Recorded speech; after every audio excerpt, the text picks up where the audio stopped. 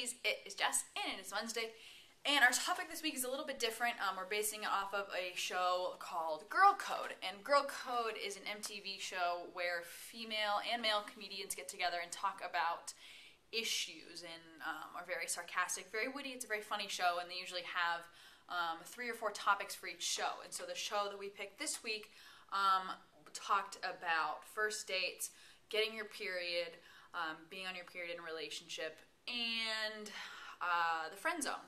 And I'm going to talk about the last one. I'm going to talk about the friend zone. And first of all, I would like to tell you a story. I was watching Girl Code so I could see what it was about, and what they talked about and what we talk about, I should talk about. And I was watching the period section where this girl was going into very graphic detail about the first time that she used a tampon.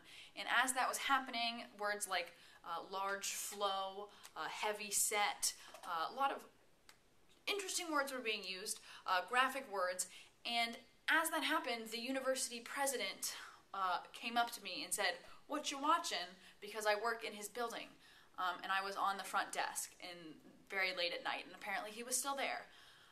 So the university president learned a lot about period and period blood and how to put in a tampon for the first time. That was humiliating and embarrassing, and also really, really funny, and a great story that I've told people, so I'm pretty pleased that it happened. So, the friend zone. One surefire way that I knew that at one point that I was in the friend zone was that I was dancing with this girl, and we were having a good time, I thought, and then periodically when we were dancing, she kept kissing me on the forehead, which is not the gesture that I wanted at the time, because it felt very like maternal rather than like a sexual way. And so at that moment I knew that I had been friend zoned, and sure enough we did not work out.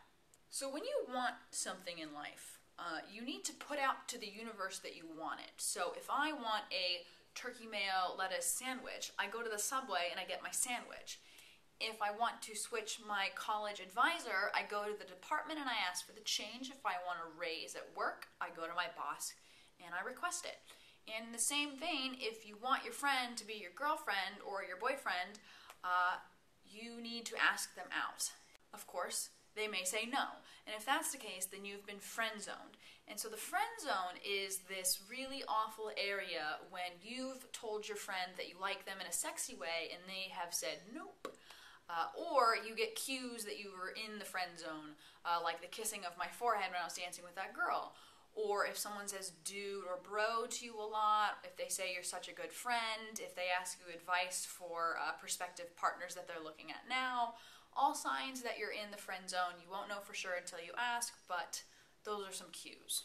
So after you've been rejected, or you perceive that you're in the friend zone, the question is then, how do you get out of said friend zone? And you have 3 options. First option is to stay. The second option is also to stay, or the third option is to GTFO. So, first option, to stay, part 1. You can stay and try and be friends with them. Second option, you can stay and still really like them and have a crush on them and not get over them. Or 3, you can just leave and remove yourself from the situation. And you gotta choose what's right for you. So if it's gonna be really hard for you to move on from this person or to see them in just a friend way, maybe try to get some distance for right now until you have moved on completely. If you know that it's gonna be pretty easy to be friends with them and they're a cool person, I mean you like them so they must be a cool person, and you wanna try being friends with them and that's it, and you can do that, awesome. I would not recommend staying in the friendship even though you know you're not going to be over them, because you don't want to waste weeks and months and God forbid years on someone that's not going to want you, because they're not going to change their mind or see you in anything but a platonic way. And you don't want to be in a relationship with someone that doesn't want you anyways. You want to spend your energy and time investing it into people that are going to see you in the way that you see them. So my advice, the fastest way to get over someone is to get under someone. That was the advice in Girl Code, and I kind of agree with it at this point. Go play the field. Go spend your time and energy into someone that is going to want you the way that you want them, because you deserve that. So go on a few dates, go out to a bar, go find someone, if that's what you're looking for, go find someone that is going to be worth it for you. just don't pine in the friend zone, I guess is my advice. Don't sit there and wait for them to change their mind because they won't. And it's okay that you've been rejected because now you can pursue someone who's really going to want you back. So that's my advice for the friend zone. It's an awful place to be, but it's not the worst thing in the world either. But I'm sure you'll figure it out. So I hope you guys have a good week, good Wednesday, and I will see you next Wednesday. Bye.